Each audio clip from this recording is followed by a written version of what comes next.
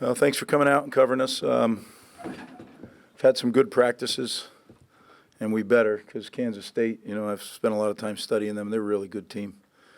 Some of the games that they lost easily could have or should have been wins. So when you look at them, this is quite a formidable opponent.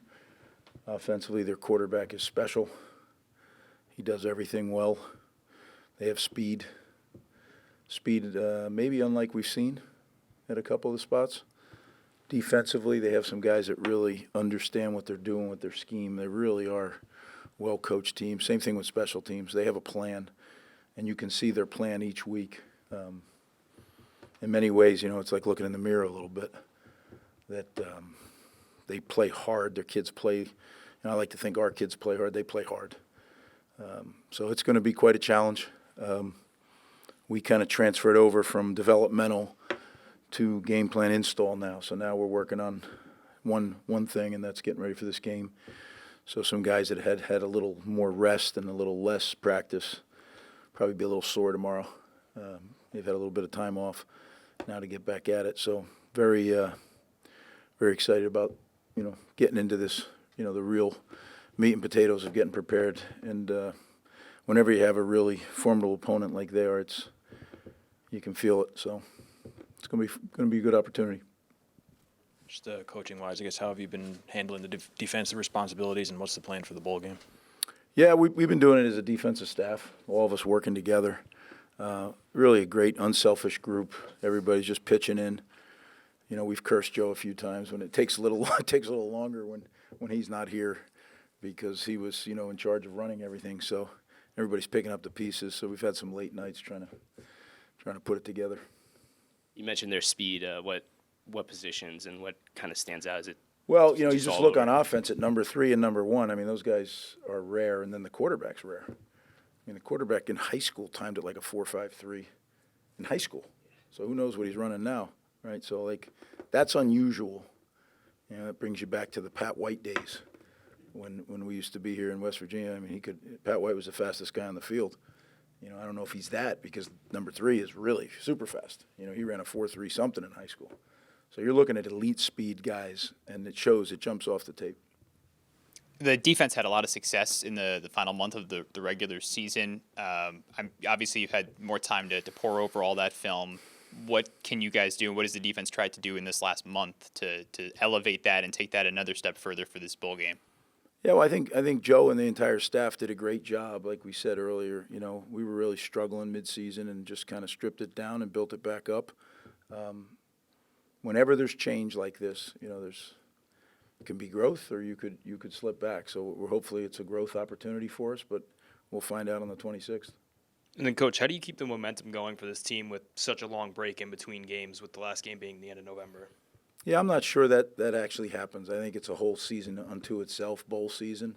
I think because you take that break and then you get back to it with the guys that are actually going to play a majority of the reps. So I think it's a one game. They're all one game seasons. This is a one game extended season with, series of practices that go into it. Offense have scored 30-plus points in the last 3 games. How much confidence does that give you with that side of the ball going into the bowl game? Yeah, I think offensively, we've been finding our stride, even through some injuries, right? I mean, the tight end situation, I don't know if I've seen something. I shouldn't say that. 1994, we started our 6th safety in the Rose Bowl. So I've seen it once. It wasn't great. With the situation at the defensive coordinator spot, does that allow for some fresh ideas and maybe to do some new things, more than just wrinkles, but maybe bring in some new ideas from different people on the staff? I don't think, because it's about the players more than us. They need to be able to execute it. I think one of the things that helped us get out of our little slump there was we simplified less, not more. Sometimes less is more.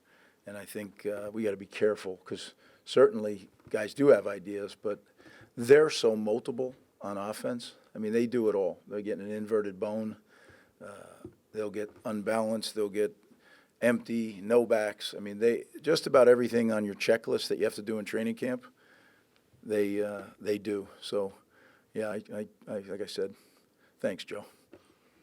You guys signed 2 defensive tackles and a running back out of the portal so far. What characteristics were you looking at of those 2 positions, and what other positions are you kind of hoping to target at the rest of the window? Yeah, anytime we can find a player, we use the portal predominantly to fill needs for next season, right?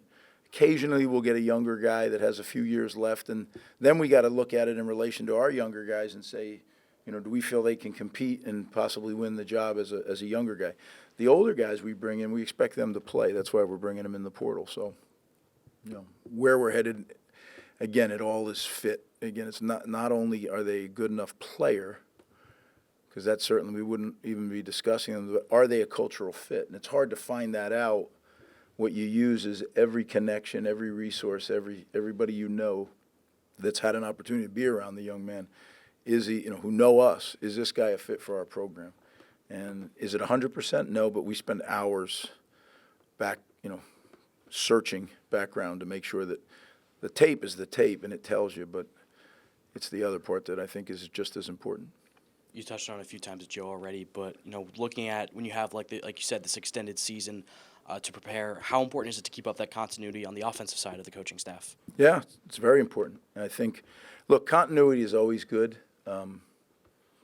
but when you have good coaches, I joke about Joe. I'm thrilled for Joe and his family, as I've said. I think he's going to do a tremendous job at UMass. He's a great coach, not a good one, and. But continuity is nice. I tell you, for the head coach, it's really nice. When you lose a coach, especially a leader of one side of the ball or the other, I don't think you can imagine the amount of work that creates for a head coach. Not only getting ready for a bowl game and all that stuff, but getting the next guy. That's why it takes some time. Sometimes it happens immediately. Sometimes it takes a long time. As far as bowl preparation, last year you had the advantage of playing fairly close to home at Yankee Stadium. This year you go out to Arizona. Obviously, you've seen this before many times in bowl games, but with this group, how do you get these guys ready, to go on the road for a bowl game like this? Well, we moved the whole operation to wherever we're going now. Like the one thing that was unique to the Pinstripe Bowl is we bust back here to practice. So we were home every day to practice. Then we went back to the city and enjoyed all the stuff. Now we're getting on a plane and we're going, whatever it is, 3/4 away across the country, maybe further. So all it is the plane ride, the length of the plane ride. Once you get there, you set up shop in the hotel, all your meeting rooms, everything. It's very similar to being in our building, except you don't have all the amenities.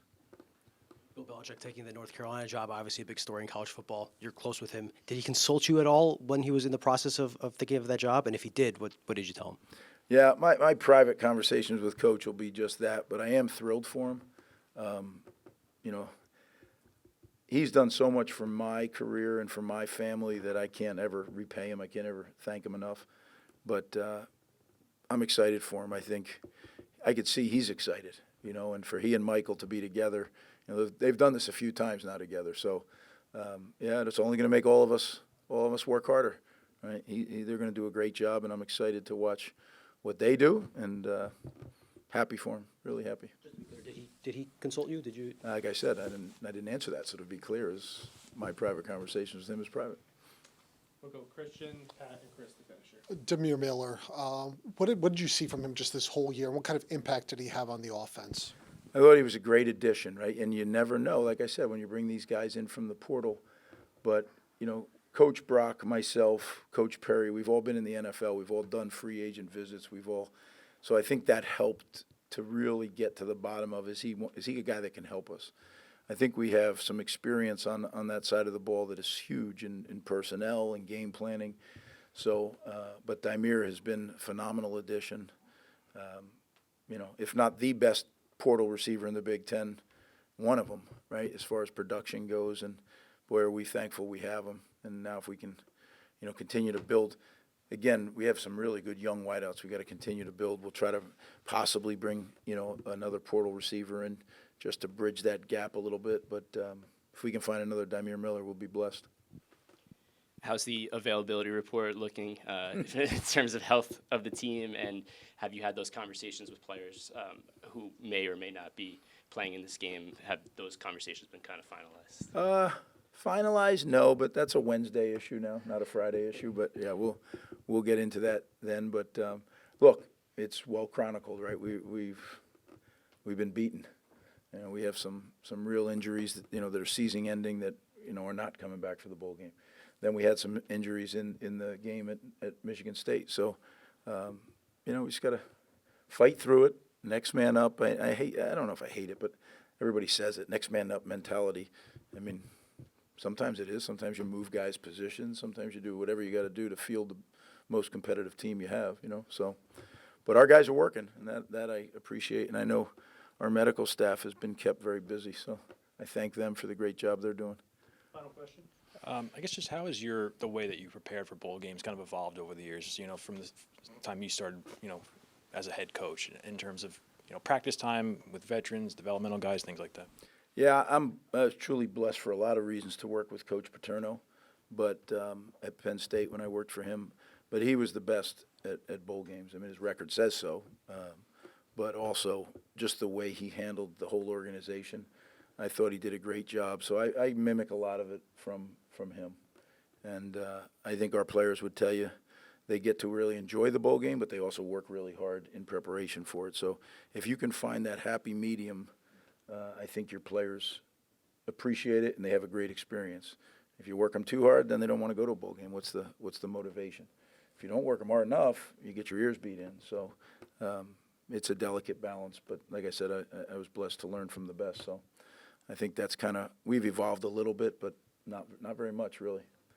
Guys, again, appreciate you covering us. I know the guys are coming in here in a minute, but I don't see them again before, right? So I'll see you guys down in Arizona, those of you who make the trip. And those who don't, I'll soak up some of that sun for you. How's that? Thanks, guys.